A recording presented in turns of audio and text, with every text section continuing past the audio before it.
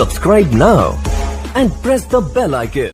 Hello friends, कैसे हैं आप सभी। तो देखिएगा, आज हम पढ़ने वाले हैं भाजकता के नियम। कल हमने भाजकता के नियम पढ़े थे 1 से लेके 10 तक, यानी कि 2 से और 10 तक के। आज हम पढ़ेंगे अपने जो भाजकता के नियम होंगे वो 11 से लेकर और 20 तक, कि भाई 11 से लेकर और 20 तक के भाजकता के नियम क्या होते हैं। देखो, बड़े ही आसान शब्दों में मैंने कल आपको बताया था, विद डेफिनेशन से होते भाई कि 11 की 10 की भाजकता क्या है, 5 की, 3 की, 2 की, सबकी भाजकता मैंने बड़े आसानी से बताई थी।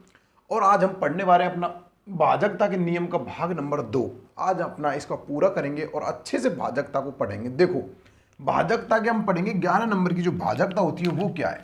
सबसे इंपॉर्टेंट कल मैंने आपको बताई थी कौन कौन सी भाजकता, फिर एक बार पुनः चर्चा करूंगा उन पर। देखो, आपकी 3 की, 7 की, 9 की और 11 की और 13 की, ये सबसे ज़्यादा इंपॉर्टेंट भाजकताएं मानी जाती हैं।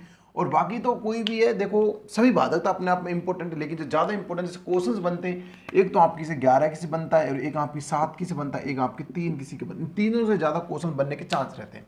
अब देखिए, हम पढ़ेंगे 11 की भाजकता। भाई 11 की भाजकता क्या होती है, 11 की भाजकता या फिर 11 की भाजकता का नियम।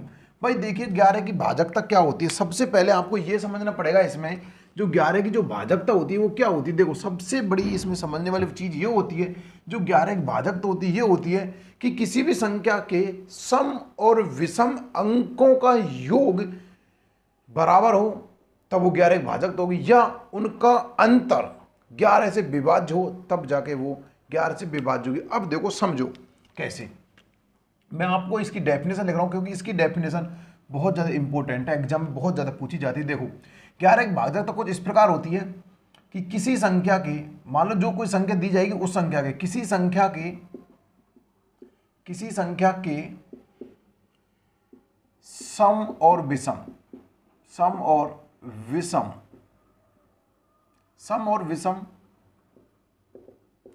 अंकों का योग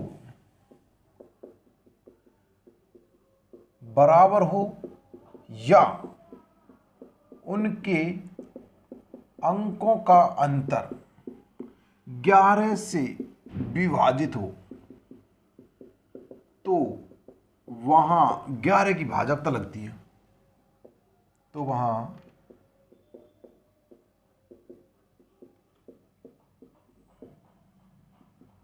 11 की भाजकता लगती है, फिर 11 की भाजकता होती है। देखो, अब समझ इस चीज को। देखो, मानो मैंने 2 शब्द लिख लिए, जैसे मानो मैंने 2 संख्या लिखी, एक तो मैंने लिख ली 51 और एक लिख ली मैंने 1331, राइट। अब मैं आपको पता होगा ना चाहिए भाई ये कौन सी संख्या से विभाजित है। अब आप कैसे करोगे, जैसे 11 भाजकता देखनी है तो देखो, ये इसका 1 2 3 4 यानी कि पहला अंक, दूसरा, तीसरा, चौथा अंक, यानी कि देखो ये इसका विषम अंक है, ये भी इसका विषम अंक है। तो इसमें क्या कह रहा है कि सम और विषम अंकों का योग बराबर हो। जैसे 5 का प्लस 9 का, भाई तीनों एक पे ही 3 नंबर पे, दोनों को कितना हो गया, 14 हो गया इधर तो, और इधर ये तो हो गया। देखो विषम की बात, अगर मैं बात करूं सम की, तो सम में कितना आ गया, 1 आ गया और अपना 2 आ गया, कि ये 4 नंबर पे, ये 1 नंबर, उसे 2 नंबर पे, तो ये कितना आ गया अपने पास, इनका दोनों का योग कितना आ गया, 3। तो क्या कह रहा है, या तो योग इनका बराबर हो। देखो यहां पर या तो योग इनका बराबर हो, भाई बराबर तो है नहीं, या फिर उनके अंकों का अंतर 11 से विभाजित हो। क्या इन दोनों के अंकों का जो अंतर है वो कितने का, 11 का, वो 11 से विभाजित है, बिल्कुल 11 से विभाजित है एक बार। तो ये पूरी संख्या भी जो अपनी संख्या है 51 में, ये 11 से विभाजित हो जाएगी, राइट। एक तो तरीका इसका ऐसे निकालो, या फिर इसको ऐसे देखा जाता, देखो ये 1 नंबर पे, ये 2 नंबर पे, 3 नंबर पे, 4 नंबर। अब संख्या कितनी भी बड़ी हो सकती है। देखो 1 नंबर पे इनकी पहला और तीसरा जो विषम अंक था उसका योग कितना हो गया, 1 + 3 कितना हो गया, 4। और इधर कितना है, 2 पे और 4 पे कितना है, 2 पर 4 पर कितना, 3 + 1, योग कितना हो गया, 4। इन दोनों का योग या तो बराबर हो, या फिर उनके अंतर का मैं 11 से विभाजित हूं, तो संख्या पूरी 11 से विभाजित हो जाएगी। प्यारे साथियों, बहुत अच्छा लॉजिकल तरीका है, इसको आप एक बार अवश्य लिख लीजिएगा अपने रजिस्टर में। फिर आगे देखते हैं हम 12 नंबर की भाजकता। चलिए, अब मैं आपको बताऊंगा 12 नंबर की भाजकता। बस आप देखो, इसको ही याद रख लो जो मैंने आपको लिखवा दिया, बस इसी से सारे क्वेश्चन सॉल्व हो जाएंगे आपके। देखो 12 नंबर जो भाजकता होती है वो क्या होती है, 12 की भाजकता। भाई 12 की जो भाजकता होती है वो क्या होती है, देखो 12 की जो भाजकता होती है सिंपल है, जो संख्या 3 से और 4 से विभाजित होगी वो स्वयं 12 से विभाजित होगी। देखो कैसे, क्योंकि देखो अब आप ये मत बोलना कि भाई 2 गुना 6 भी तो सर 12 होते हैं, और 3 गुना सर 4 ये भी 12 होते हैं, और तो कोई होता नहीं, बाकी 6 वापस आ जाएगा। बाकी देखो अब इनको क्यों नहीं लिख सकते सर हम, क्योंकि भाई देखो जो ये है ना अपना 6, ये 3 गुना 2 से बनता है। किससे बनता है? 3 गुना 2 से बनता है, लेकिन 12 इधर क्या बन रहा है? 3 गुना इससे। यानी कि कह सकते हैं जिस संख्या में देखो 3 का भाग जाएगा, ध्यान से समझना, जिस संख्या में 3 का भाग जाएगा जरूर नहीं कि उस संख्या में 2 का भाग चला जाए, समझ रहे हो ना। लेकिन ये जरूरी जिस संख्या में 12 का जाएगा, जिस संख्या में उसका 3 का उसमें 101% जाएगा। जैसे मानो मैंने लिख दिया 24, तो 24 में भाई 3 का जाएगा। 12 लिख दिया, 12 में भी 3 का जाएगा। 36 लिख दिया, 36 में भी 3 का जाएगा। 48 लिख दिया, 48 में भी 3 का जाएगा। ये फिक्स है। यानी कि जो इसमें भाजक नियम ये कहता है 12 का, जो संख्या 3 से और 4 से विभाजित होगी वो 101% 12 से विभाजित होगी। समझे इस चीज को। लेकिन हम ये जरूर नहीं कह सकते, क्योंकि आपको 12 भाई 6 गुना 2 भी तो होता है। जो संख्या 3 से विभाजित होती है, क्योंकि 2 गुना और 6 कितने होते हैं? ये 12 होते हैं। और अगर हम 6 की बात करें तो ये होता 3 गुना 2। तो अगर जो संख्या 3 से जो विभाजित होगी जरूर नहीं वो 2 से भी विभाजित हो। मान लो मैंने लिख दिया 9, भाई 3 से विभाजित है, क्या ये 2 से विभाजित है? बिल्कुल नहीं। तो इसलिए हम कह सकते हैं कि जो 3 और 4, इसलिए हम 2 को और 6 को नहीं लेंगे, राइट। इसलिए मैंने आपको इतना डिटेल्स बताया। अब समझना, देखो कैसे समझा जाएगा। 12 की जो भाजक होती है वो ये होती है, दी गई संख्या में, दी गई संख्या या दी गई संख्या में अगर वह दी गई संख्या अगर वह दी गई संख्या अगर वह 3 व 4 दोनों से विभाजित है, दोनों से विभाजित है, तो पूरी संख्या 12 से भी विभाजित होगी। भाई ये हो रही हमारी 12 की भाजकता। यानी कोई भी संख्या जो 3 से और 4 से विभाजित है। देखो मानो मैंने संख्या लिख ली, देखो जैसे ध्यान देना, मानो मैंने संख्या लिख ली 36, भाई ये 3 से विभाजित है, 4 से भी विभाजित है और 12 से भी विभाजित। इसका मतलब क्या हुआ कि वो संख्या जो 3 से और 4 से विभाजित होगी वो संख्या 101% 12 से विभाजित होगी। यही कहती है 12 की भाजकता, राइट। चलिए अगला देखते हैं। अपनी आती है, अगला नंबर का आता 13 नंबर की भाजकता। क्या आती है? 13 नंबर की भाजकता। चलिए आगे देखते हैं 13 नंबर की भाजकता को। 13 नंबर की भाजकता आपकी क्या कहती है? देखो आपकी जो 13 नंबर की भाजकता वो क्या कहती है? 13 की भाजकता, 13 की भाजकता भाई ये कहती है, जिसमें 13 की जो भाजकता होती है वो ये कहती है जिसकी जो इकाई अंक होता, इकाई अंक का 4 गुना, यानी कि इकाई अंक का 4 गुना करके अगर शेष संख्या में जोड़ दें तो वो शेष संख्या पूर्णतः 13 से विभाजित हो जाएगी। अब कैसे होगी? देखो कि किसी संख्या में अगर 4 का, देखो किसी संख्या में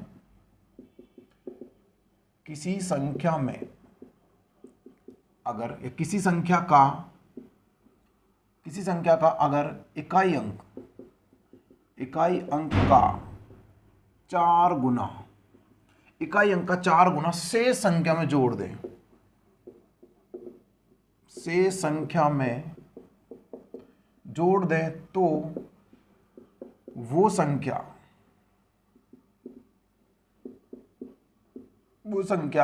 अगर 13 से विभाजित है तो पूरी संख्या भी 13 से विभाजित होगी। अब समझना कैसे। देखो उदाहरण हम लेते हैं 22, सॉरी हम उदाहरण लेते हैं 52, 26, ये हमने उदाहरण ले लिया। अब मैं क्या कह रहा हूं कि भाई ये कह रहा किसी संख्या का अगर इकाई अंक का 4 गुना, तो इकाई अंक हमारा क्या है? 6 का अगर मैं 4 गुना करता हूं, 6 का अगर मेरा 4 गुना होता है 24, कितना होता है इसका भाई? 24, 4 गुना कितना होता है? 24, यानी कि 4 गुना कर दो 6 का, कितना होता है? 24। शेष संख्या में जोड़ दो, 22 में अगर मैं 24 जोड़ता हूं 522 में कितना होते हैं? 6, 4, 546। क्या ये 13 से विभाजित है? बिल्कुल। 13 चौका 52, बचे कितना? 2, 13 दूना 26, बिल्कुल विभाजित है। तो ध्यान रखना 13 जो भाजकता कहती है वो क्या कहती है कि किसी संख्या का अगर इकाई अंक का 4 गुना कर दें और शेष संख्या में अगर जोड़ दें, वो संख्या, जुड़ी हुई संख्या अगर 13 से विभाजित है तो 101% ये पूरी संख्या 101% पूरी संख्या ही 13 से विभाजित होगी। देखो अब मैं मानो 52 26 को लेता हूँ। देखो 52 26 लिया, 13 से विभाजित बिल्कुल है, 13 चौका 52, 2 में नहीं गया 0 और कितना आ गया 13 दूनी 26, कितना आ गया 402, तो बिल्कुल हाँ 13 से विभाजित। ध्यान रखना जो संख्या का इकाई अंक अगर हम 4 गुना करके से संख्या में जोड़ दें, अगर वह संख्या 13 से विभाजित है तो 101% वो पूरी संख्या भी 13 से विभाजित हो जाएगी। राइट, चलिए अगला देखते हैं 14 नंबर की भाजकता। देखिए अपनी 14 नंबर की जो भाजकता क्या आती है, देखो 14 नंबर की भाजकता, 14 की भाजकता, 14 की भाजकता क्या कहती है, देखो वे संख्या जो 2 से और 7 से दोनों से विभाजित हो वो क्या कहलाती है, वो 14 की भाजकता कहलाती है। देखो 14 की भाजकता का सीधा सा फंडा है भाई, देखो 14 का अगर हम टुकड़े करते हैं 14 के, तो भाई सिंपल सी बात है 2 गुना 7 होते हैं, 2 गुना क्या होते हैं 7, या फिर कोई और भी होता और तो होता नहीं। आप कहोगे सर और तो इसका कोई होता नहीं है, मानो कि कोई और करना चाहो तो इसका होगा नहीं, फिर तो वापस आता है 4 1 गुना 14 यही इसका बनेगा। बाकी बात देखो अगर आप देखते हैं तो इसको कि जो संख्या 2 से और 7 से दोनों से विभाजित होगी वो 101% 14 से विभाजित होगी। देखो कैसे, मानो कि एक संख्या मैंने ली 42, देखो मैं साधारण से शब्दों में आपको समझा रहा हूँ, छोटे छोटे उदाहरण जिससे आपको बड़ी संख्या को समझने में आसानी रहे।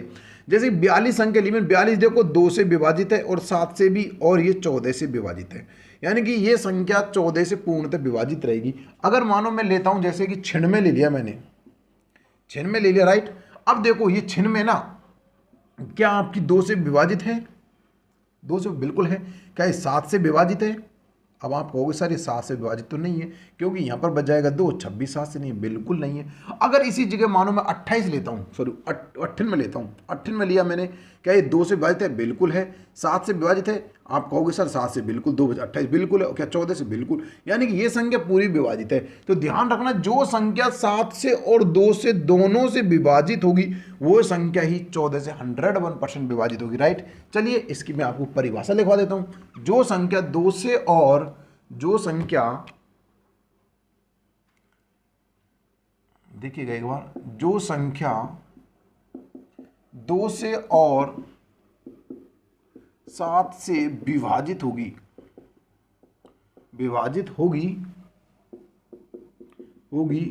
वह संख्या 101% 14 से भी विभाजित, वह संख्या 14 से भी विभाजित होगी। यही कहती है 14 की भाजकता। राइट, अगर देखो कोई संख्या अगर उस 2 से और 7 से विभाजित है तो भाई वो संख्या 101% आपकी 14 से विभाजित होगी। अब आता है आपका 15 की भाजकता। भाई 15 की भाजकता क्या होती है? 15 की भाजकता क्या है? देखो 15 का अगर हम टुकड़े करते हैं तो हमारे पास एक आता है, देखो 15 का अगर हम टुकड़े करते हैं तो अगर हम टुकड़े करेंगे 3 गुने में 5, यही इसके टुकड़े बनते हैं। राइट, जो संख्या 3 से और 5 से विभाजित होगी वो 101% 15 से विभाजित होगी। अब देखो कैसे, या फिर किसी इकाई का अंक किसी संख्या में 0 हो या फिर 5 हो, वो भी संख्या 101% 15 से विभाजित हो जाएगी। राइट, अब देखो कैसे, मानो कि मैंने कोई संख्या ले ली, जैसे समझो मैंने कोई संख्या आपसे ले ली, देखो यहां पर मैं ले लेता हूं 70 ले ली, नहीं 70 नहीं, देखो मानो कि मैंने कोई संख्या 75 ले ली, ये समझो 75 देखो 3 से विभाजित है, नहीं 3 से तो नहीं है, एक मिनट, 3 से 3 से विभाजित है ना 15, देखो 3 से विभाजित है, 3 दूना 6, 3 5 15 25 बार, और ये संख्या 3 से 5 से विभाजित है और ये संख्या 15 से विभाजित है, यानी कि जो संख्या 3 से और 5 से विभाजित होगी वो 101% किससे विभाजित होगी? 15 से विभाजित होगी। देखो अब हम कह सकते हैं जो संख्या 3 व 5 से विभाजित होगी वह 15 से विभाजित होगी, 15 से भी विभाजित होगी।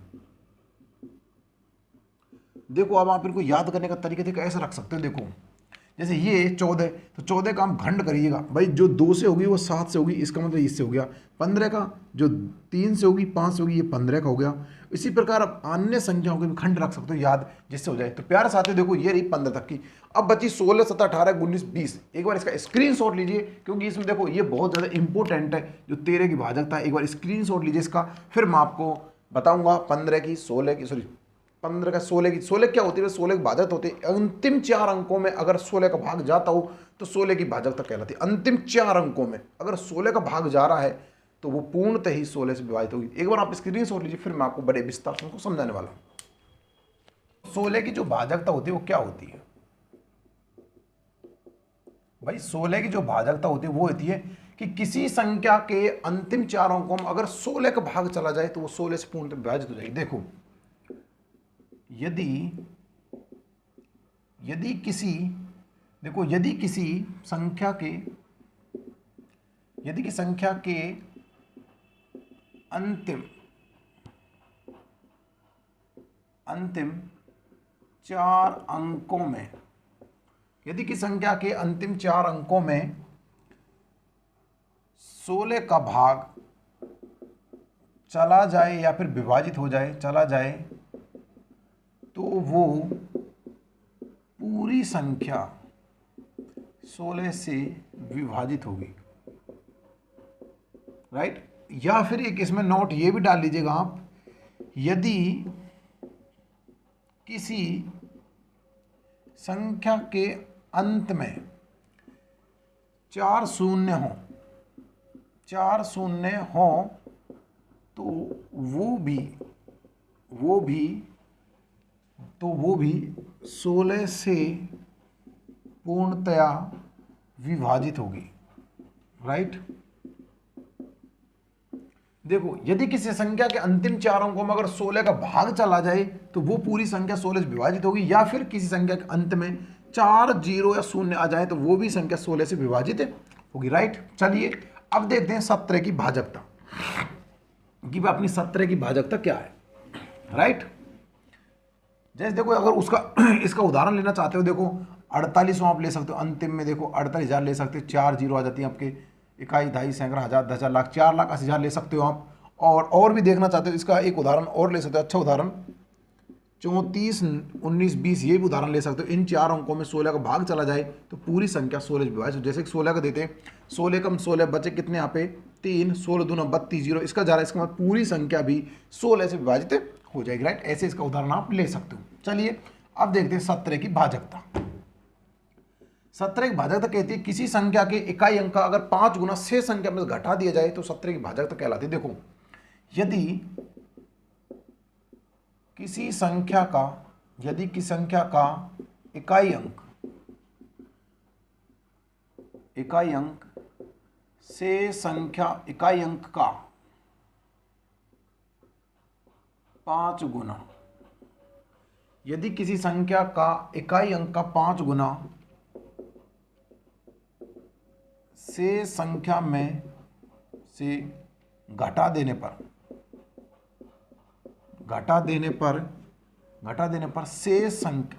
पर शेष संख्या अगर 17 से विभाजित है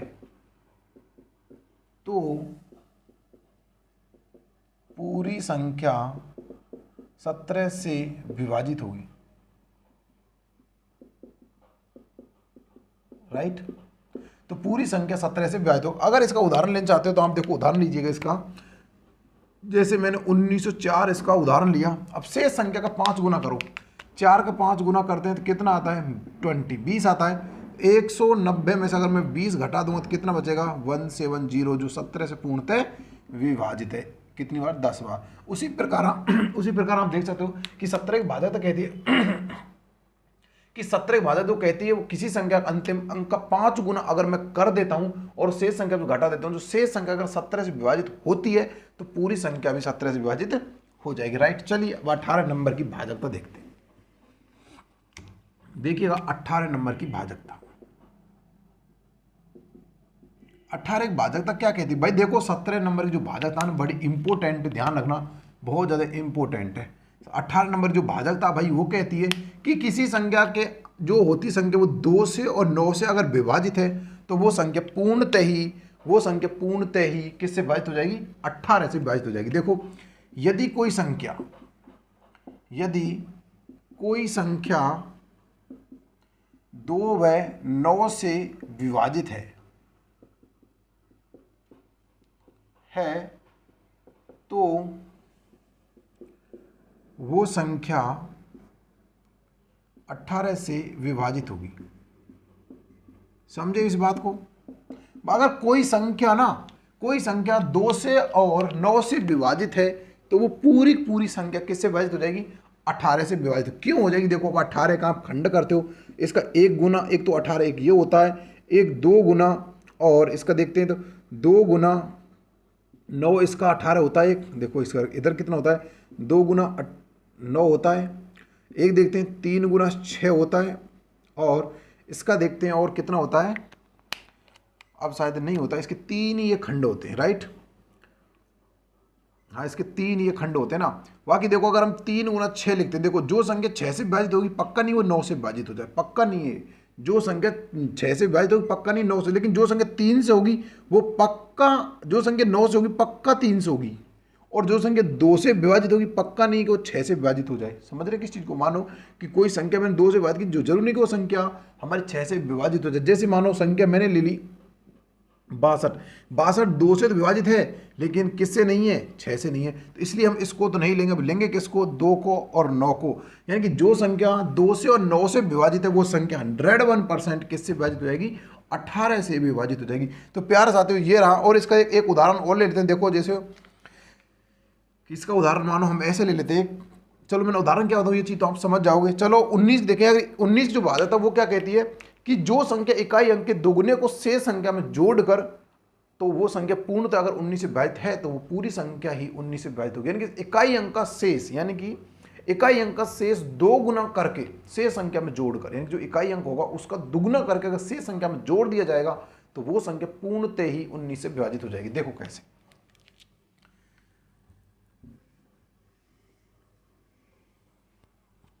देखो 19 की जो भाजकता है ये भी बड़ी इंपॉर्टेंट, ध्यान रखना। इसमें क्या कह रहा है कि इकाई अंक का दुगना, यदि किसी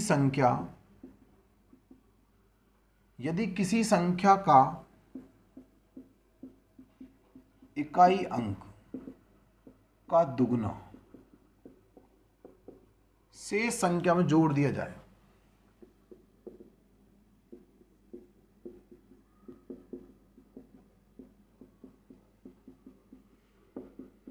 तो शेष संख्या जोड़ दिया जाए तो शेष संख्या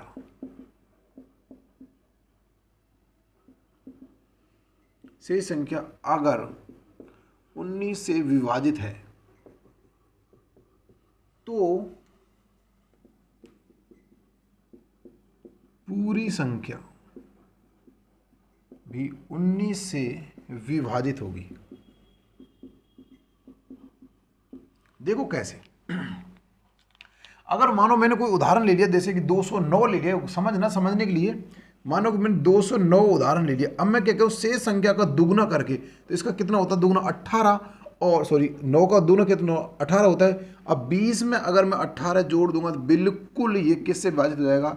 ये अपना 38 हो जाएगा, जो कि 38 19 से पूर्णतः 2 बार विभाजित है। इसी को ये बात कहना चाह रहा कि यदि किसी संख्या के इकाई अंक का दुगुना शेष संख्या में जोड़ दिया जाए और शेष संख्या अगर 19 से विभाजित है तो पूरी संख्या ही 19 से विभाजित हो जाएगी।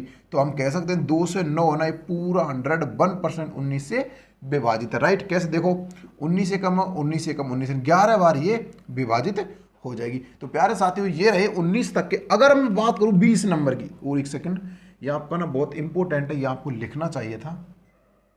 19 से ये आपको लिखना चाहिए था, बहुत ज़्यादा इंपॉर्टेंट 19 की भाजकता। आप इसमें जो आपका उदाहरण था, मैंने कितना लिया था? आपको उदाहरण लिया था मैंने 2 से 9। इसको आप देख लीजिएगा, इसका दुगुना कीजिएगा, 18 होता है। 18 से संख्या जोड़ा, इसका आंसर इतना है, राइट? क्योंकि इंपॉर्टेंट है, इसका आपको स्क्रीनशॉट लेना चाहिए था। देखो अगर मैं बात करूँ 20 की भाजकता की, देखो 20 की जो भाजकता है ना वो कुछ भी नहीं है, जिसमें देखो 20 की भाजकता क्या है?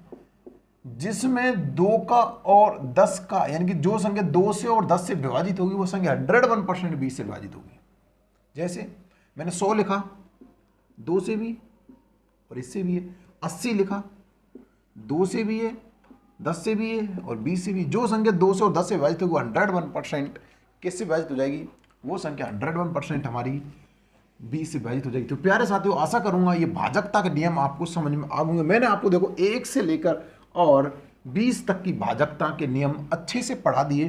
तो प्यारे साथियों देखो, इस चैनल पर हम कल सुबह से, यानी कल सुबह से हम साधारण ब्याज पढ़ने वाले हैं। साधारण ब्याज का बेसिक का वीडियो आएगा, साधारण ब्याज का बेसिक का आपका वीडियो आने वाला है, राइट। बेसिक से हम पढ़ने वाले हैं और बेसिक का आपका जो वीडियो आएगा वो आएगा, देखो बिल्कुल ही शानदार तरीके से आपको पढ़ाया जाएगा उसमें साधारण ब्याज को। देखो कोई भी सूत्र नहीं होगा और कोई भी आपका एक्शन नहीं होगा, इन दोनों से तो देखो अपन की नफरत रहेगी। पूरे ही साधारण ब्याज, जैसे आपको मैंने लाभ और हानि पढ़ाई थी, लाभ और हानि जो इसमें पढ़ाई थी उसको मैंने आपके साथ इसको अंकित मूल्य भी पढ़ा दिया, फेस वैल्यू वगैरह पढ़ा दी, समतुल्य बट्टा भी पढ़ा दिया।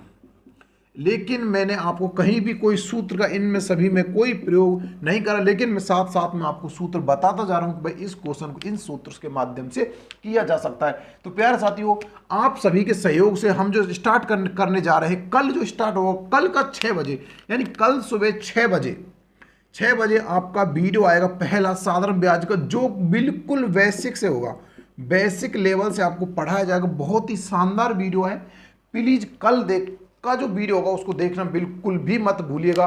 और आपकी जो भाजकता के नियम, जिसमें हम शॉर्ट मैथ के माध्यम से आपको तक पहुंचाने की कोशिश कर रहे हैं, जैसे आपको मैंने पढ़ाया भाजकता के नियम, घनमूल वर्गमूल पढ़ा दिया आपको नॉर्मल तरीके से, उसी हिसाब से अगर हम देखें तो आपको शून्य कैसे प्राप्त करते हैं अंतिम से, वो भाजकता के नियम।